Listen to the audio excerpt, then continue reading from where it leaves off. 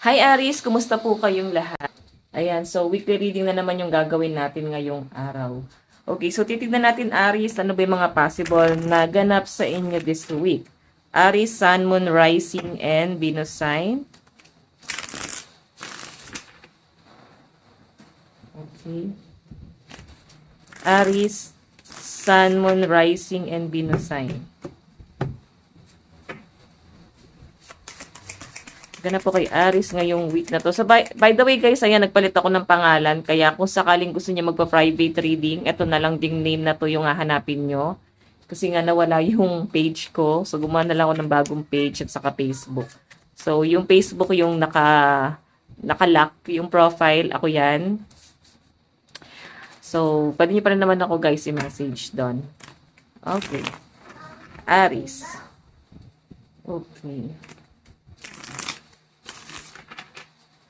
Aries, Sun, Moon, Rising, and Venus sign. Ano po yung mga possible na ganap sa kanila this week? Lang guys ha. Possible na ganap kay Aries this week. Oh. Back to basic. Ayun, hindi ka na siguro talaga nagiging masaya kung ano yung source of income mo or sa relationship mo. Makaka-feel ka ng frustration eh. Nakikita ko sa inyo guys, hindi ka na nakokontento sa kung ano lang yung meron ka ngayon. Tapos parang ang nakikita ko dito, pwedeng sinasarili mo lang siya, Aries. And kagaya ng sabi ko dyan guys, binabalik ka sa umpisa. Okay? So, pwedeng may mga bagay na nawala sa inyo or sa pilitang nawala sa inyo. So, sinasabi lang dyan guys na ibinabalik ka ulit doon sa umpisa kasi parang ano lang guys, nireboot ka. Alam mo yon, parang nirestart ka lang ulit para ma-appreciate mo ulit kung ano yung bagay na meron ka. Kasi nakikita siguro guys ng universe na napoprostrate ka na doon sa ginagawa mo. Pero totoo naman, na parang kahit naman i-refresh ka dito sa bagay na to, gusto mo na talaga ng bago. Okay, hindi ka na nagiging masaya dyan sa bagay na yan. So again, kagaya na sabi rito guys, hindi ka na nagiging okay.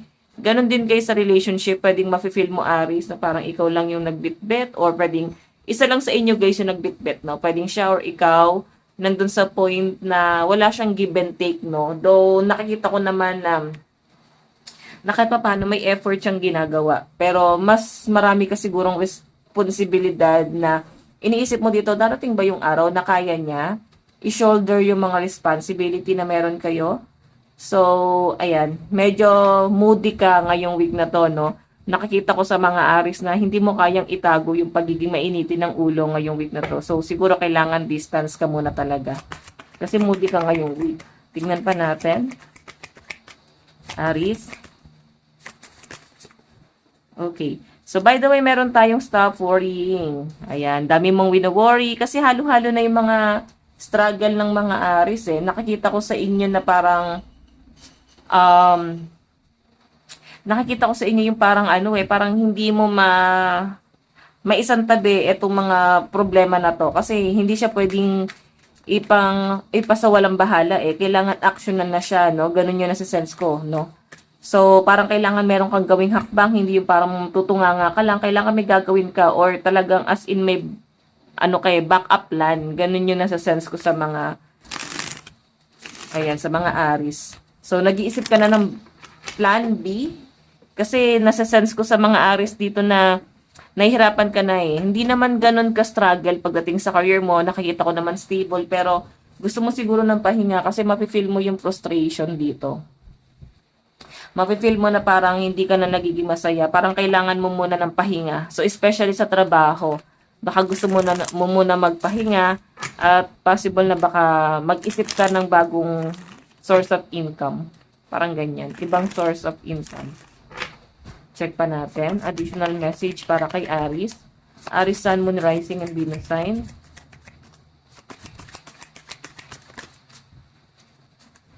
Ito yung nag-click kanina.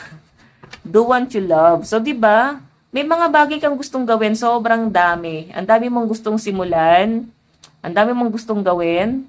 So, ngayong week na to guys, isa yun sa mga kinoconsider mo na gustong-gusto mong gawin yon, gustong-gusto mong simulan yon, pero siguro kulang sa financial, wala kayong time, naiipit ka sa trabaho. So, pag di ka naman nagtrabaho, saan ka naman kukuha ng pera? Mga ganon.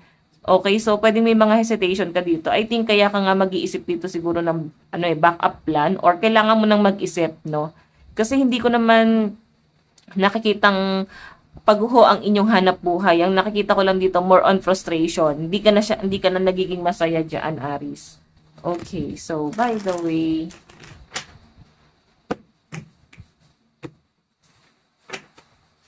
additional message. Meron tayong I don't understand yet, I'm genius. Diba? Di mo na maintindihan yung sarili mo kasi ang dami mong iniisip. Okay, so actually, naisip siguro ng ibang Aries dito, may pinag-aralan naman ako, maganda naman yung estado ko.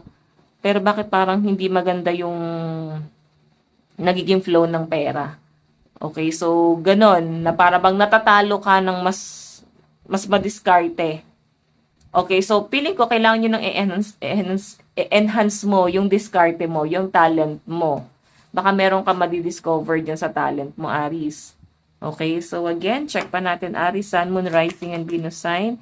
Meron tayong tomorrow is another day. So guys, lagi yung isipin na habang may buhay, may pag-asa.